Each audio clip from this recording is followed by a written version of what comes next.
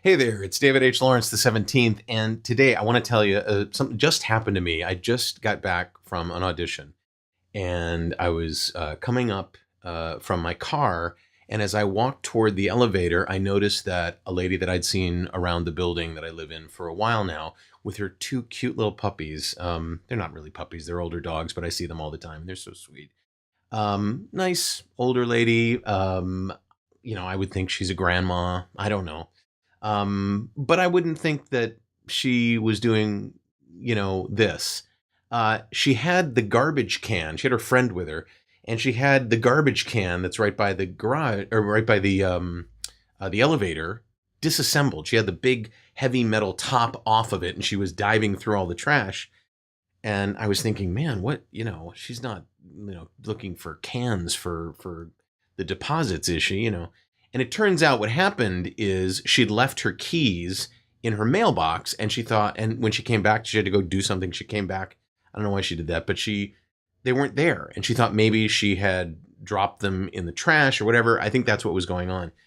And I mentioned to her that our building now has a concierge and that she can go and talk to her and see if maybe somebody turned them in, kind of like a lost and found thing.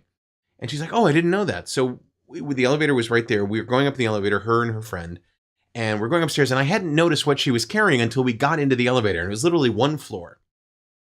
She had in her hand a fairly expensive microphone, a pop filter, and an XLR cable. And it was all kind of jumbled together.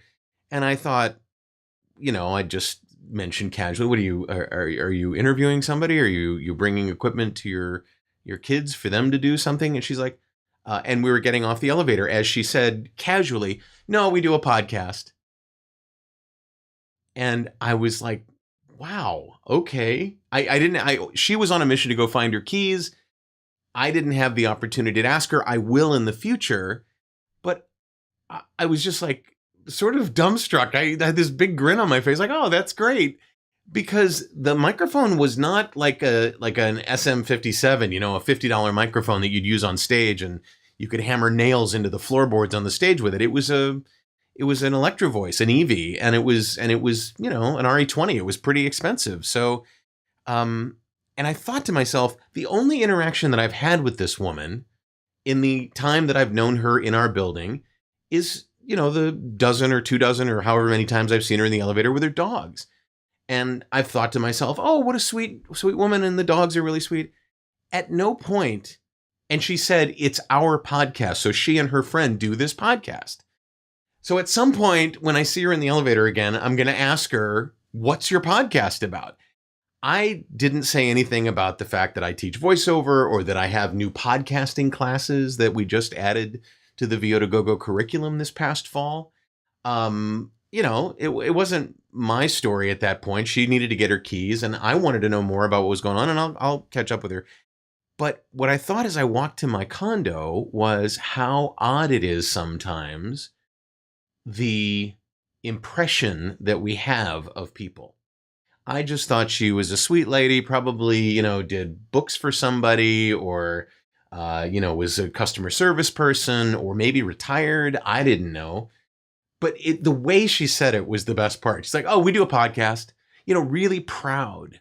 And I thought to myself, 5 years ago, 10 years ago, I'm pretty sure she would be asking, what's a podcast, rather than saying, oh, we do a podcast. It's amazing how big podcasting has become. And I mean, as I look around me, I'm surrounded by performers. So a lot of the people that I know do podcasts. A lot of my students and clients do podcasts. But this is somebody totally random. She walks her dogs twice a day. She's like, I don't think I see her during the day, so I don't think she goes to an actual day job. And I'm fascinated by the idea that she's using fairly good equipment. She has a pop filter, so somebody has kind of coached her. Anyway, the whole thing was kind of like, you get in the elevator with somebody and they go, oh yeah, I'm a professional football player. And they don't look anything like a professional football player. Or they go, yeah, I'm a machine shop operator. And they don't look like they would know the first thing about a lathe or about a punch press or what, and it was just so odd to me. I wonder sometimes about the people around us and our impressions of them and the impressions that people have of me and you. Like, have you had, let me know in the comments below if this has happened to you. How many times has happened where when you tell somebody what you do, they're really surprised? Because you don't look like an actor or a voiceover talent. What does an actor or voiceover talent look like? You know, I can't tell you the number of times in my life when somebody have asked me what I do and I say I'm an actor and they go, really?